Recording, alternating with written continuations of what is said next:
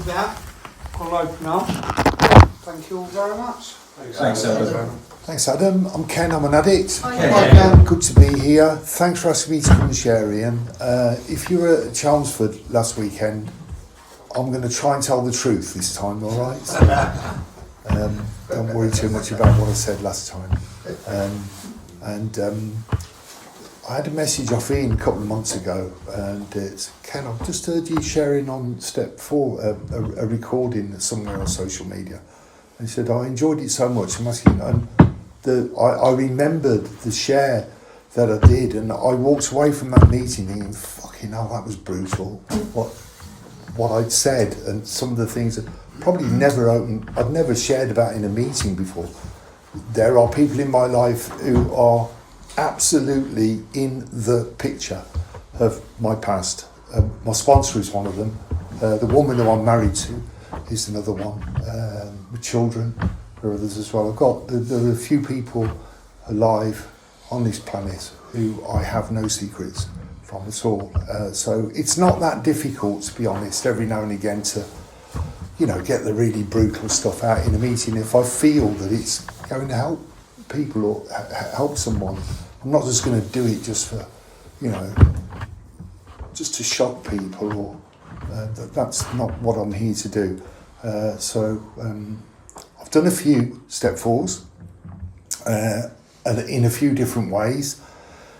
I'm looking at the table now. There's a pamphlet there. I've used that pamphlet to go through the 4th step, and we've got our tried and tested 2,054 million questions to get through. I've done both, and I've done other versions as well. When I got clean, it was a long time ago now, that book didn't exist. It wasn't there, so that was out. Didn't use that when I first came to this step. And I don't think we even used this pamphlet. Did another method that gets handed down. So my first stab at being honest and self-appraisal took place when I was about a year clean. I'd got myself a sponsor, maybe 7, 8, 9 months clean, and went through Step 1, 2 and 3, and probably 14, 15 months clean or something. I embarked on my first Step 1, and I was intimidated by it, not so much because I'm frightened there's certain things about me, or I was intimidated by it just felt like a fucking chore, a mission, it wasn't something, I knew this much, I'd listened this much in Narcotics Anonymous, I knew that you weren't going to get it done in 2 days. That's not our fellowship. I'm not having a dig at other places, but that's not how we do it. If you're lying down, maybe in a prison cell, staring at the ceiling, doing nothing, or you're completely isolated and alone and staring at the ceiling, doing nothing, you might be able to get it done in a few days, a couple of weeks, or something.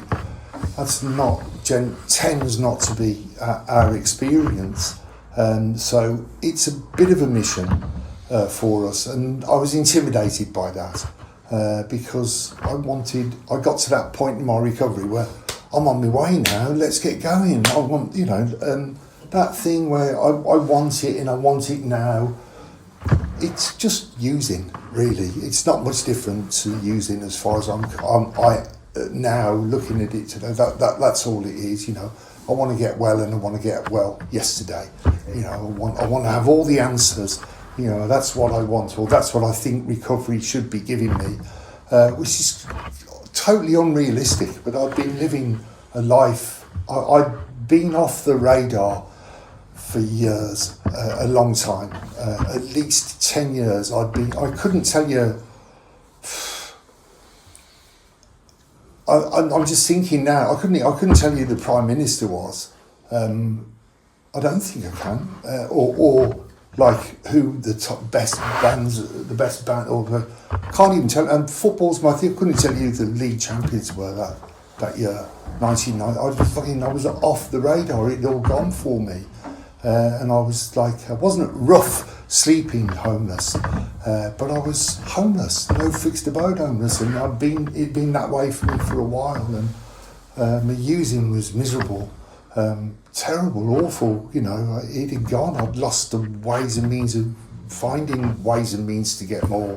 That had all gone a long time ago. It was just scraping around right at the bottom of the food chain,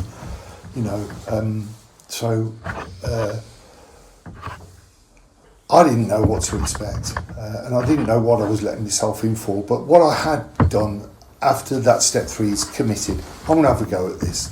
I'm part or whole, all or nearly all of my step 3 was that I'm committed. My using is over. I'm committed to keeping myself clean, and I'm committed to engaging with the NA way of life, whatever that entails. And that entails at least having a go at the steps and having a go at them. Now, I had a great sponsor. I've been so lucky with sponsorship. I've only ever had 2. I had one who sponsored me for the first 3.5 years, and he, if you like, took me through the theory of our recovery, the 12-step recovery. And the other one, which I've had for the last 28, nearly 29 years, he's shown me the love, if you like, of Narcotics Anonymous, as well as a bit of theory, but it's been about the love with him. So, and what my sponsor was keen on instilling in me, first and foremost, was 12-step recovery is not science. It's not therapy is as scientific as you can get. 12-step recovery is all about what's in here.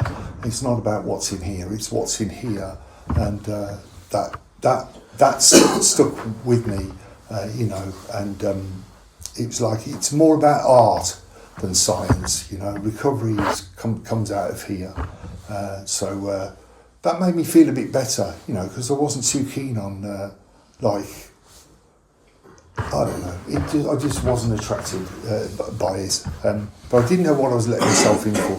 So I embarked on my first step 1, and the first one that I was given was a columns type one that a lot of you will be familiar with, and off I went. Resentment, all the things that were listed, but it was the resentments that I started with, and there were a few, and there were a few really silly things, and I thought, does it really need to be in there?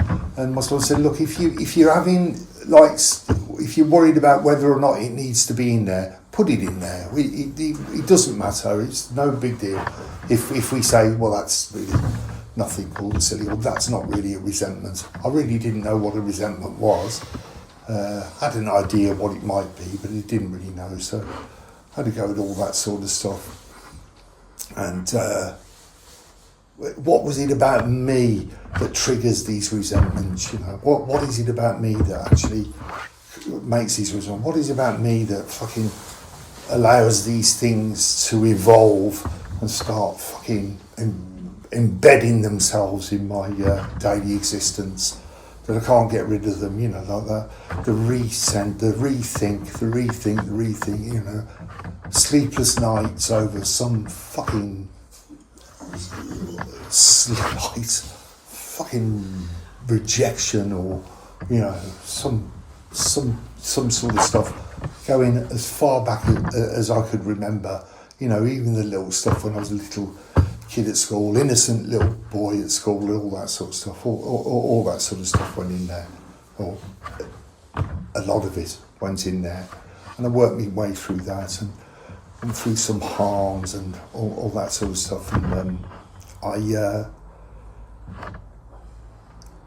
think this is where I am going to share a couple of things. I think I do, just as examples of these are the things that have been living with me. I said before I was off the radar and all that, but I had a fucking conscience. It wasn't like I was a psychopath. I knew that some of the things that I'd done were just wrong, and just, what made me, what drove me to do that, and that was really poor behaviour. It's fucking madness. And a couple of the things that stuck out for me was I was the only person that has ever lived that I knew. I'm the only person that's ever lived that I knew that had a negative word to say about my mother. I'm the only I can't ever remember my brother doing it. I can't ever remember my sister doing it. Definitely didn't hear my dad doing it. And everybody who ever knew my mum, and everybody, she was just wonderful. But with addiction and with my addiction, things had got so bad between us that she'd even started dishing it out to me. You know, she was being spiteful and nasty and mean-spirited back to me. So I was really hurt, but she'd gone. She died 5 years before I got clean. And I was really resentful. I was angry about that particular incident. That wasn't fair. You know what I mean? I never got the chance to show my mum that at least I got clean, and a lot of what he was saying was true, and I'm really sorry, and it's different now, and all that sort of stuff. But, I had the biggest resentment I had was towards my mum, but there were a couple of harms that I needed to admit to. You know, I physically engaged with my mother, and I'd had her on the floor, you know, and it still feels shit today. It's still, I can't even remember what it was over, but I believe it was over my mum saying something, and like I just exploded and knocked her to the floor. That was awful, and I knew I knew that was the sort of thing. Look, I've got to write this sort of stuff down. This is what, left to my own devices, left to active addiction and fucking having all those fucking all the social parameters that prevent me from behaving like that. In active addiction, a lot of them have gone, they're completely disappeared. Look what you're capable of. This is what you're capable of. You're capable of like proper thuggish fucking behaviour. That had to go in, and I knew that. That was fine. I don't think the word is cringe, but more painful to write down there was one incident of some physical violence that I carried out to one of my children, and that I was finding difficult. Still today, and I understand the circumstances and I know what happened, but you know, a 4-year-old girl, me, the police were involved.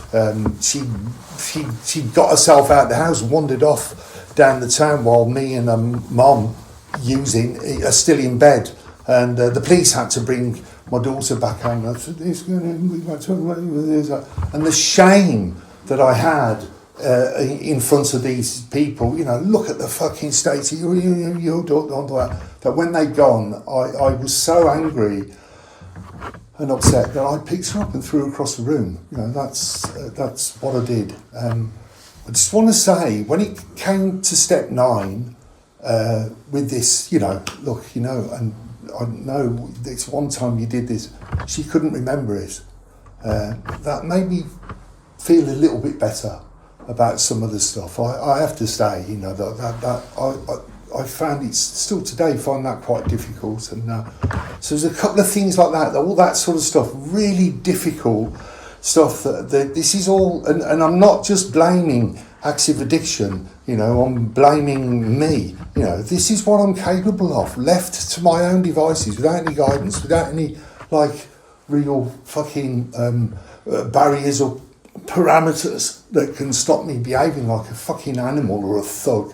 That's what I'm capable of doing in my life. And there were a few other bits and pieces, so that had to go in, all that sort of stuff went in. Then there was the sexual inventory. I mean, I wasn't like, and I've heard some, I've heard a few step 4s and 5s now, and I think, fucking hell, you know, what did I miss out on? You know, but like a lot of us, you know, there was some really poor sexual conduct, you know, like really poor. I felt I need to acknowledge this and write this down. This is, you know, that's that needs to go in there. I need to admit to this sort of stuff again. I can only speak for myself, and I count it as a blessing. But those incidents that I've just spoken about, they were all isolated. There were no patterns as such. So I consider myself lucky, really. That there was no patterns. I'm doing it, and then I did it again, and then it became a pattern. I was on the train coming over. I was on the train coming in today, and there was a bloke and his daughter, and he was clearly a weekend dad. He was taking his daughter, his little girl, back to her mum. And I wanted to get up and say, don't fucking talk to her like that. Or I just felt like walking across and just thought to myself, I don't know what's going on over the week. I have no idea. But he was like, he'd had enough of her. That was it. He was looking for her. So, that's Mum, see you later. But just that's so I don't know where that came from. Just trying to think, well, I'm not that bad or something, but I didn't, just let people get on with their lives. He wasn't really harming her, but she was like that. Anyway, this is my step forward, not his. Where was I? Anyway, the last few minutes, I do want to get on this. This is important because I don't want to hold NA. I don't want to have it under the spotlight or lamplight. I don't want to go into detail on that, but I think that we're really short and mean on the assets part of our inventories, because, I am not that person and that person alone. There's a lot of good stuff about me as well, and always was, always throughout the using and everything, I hadn't turned into a fucking monster. Those particular things were isolated incidents, but the general pattern of my life was okay, really. I was just lost in active addiction like a lot of people, and I think that, we have one small section, even in that book there, a little bit, oh, don't forget this, and even when we were reading that, don't forget this, or this is it, and I could just think, well, how, maybe we're not taking that as seriously as we should. And that's one of the things that gets us down. It's all, I come out of step 4 feeling so shit about myself, and that isn't what we should be doing. And what I do try and do with people who I'm working or sponsoring and encouraging, look, don't forget this. Take this seriously. And I know some of it's cringe. It's difficult for us to, well, I'm quite good at this. I'm quite a good listener, and I'm quite good at, I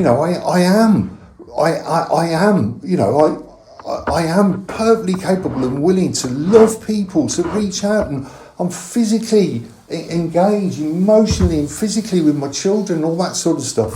I can do all that. I can get all that sort of stuff done, and people appreciate it. So I think that part of the step, I try and encourage people. It might only be a smallish section, but really it's probably, half of our inventories or thereabouts of our inventory should be about the good stuff about ourselves, not just the rubbish and the bad stuff that we've done.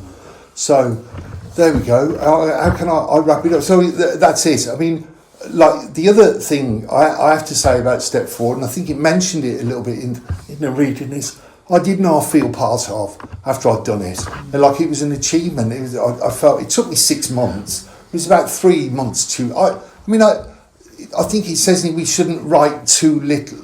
We can write too little, but we can't write too much. I don't know.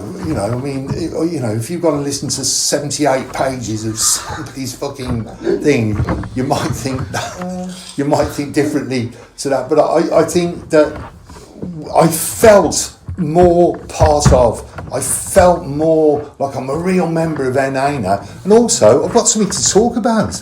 I've written it down. I've shared it with someone. I can take that into meetings now. I used to be like this, and this is how I was, and this is how it went for me. All that sort of stuff. So it helped me a lot and helped me engage more with the NA way of life than before. And last thing, thanks for listening. I do know if I haven't done one for a couple of years, 2 or 3 years, but if I was to do a step 4 now, I know that it would be 15 times more honest than that first stab, because I've learned a little bit about being honest, and 25 times more thorough, because I know what thorough is. I know what needs to go in there, and I don't know. So don't be disheartened if you haven't gone it. Oh, it wasn't very good. It was it was your first go. It was the best that you could do. It says it, the best that I could do. If you do the best, if I could do the best that I could do at the time, that's all we're asking you to do. So if you haven't done it before, good luck with it. Treat it like a project. Because that's what it is. That's what most of us see it as, and you'll get through it. You'll get through and then you will be qualified to sit in an NA meeting and say, "I can't see the point in doing a step 4," because the only people who ever say that are the ones who never do it. So thanks for listening. Thank you. Nice one. Thank you very much.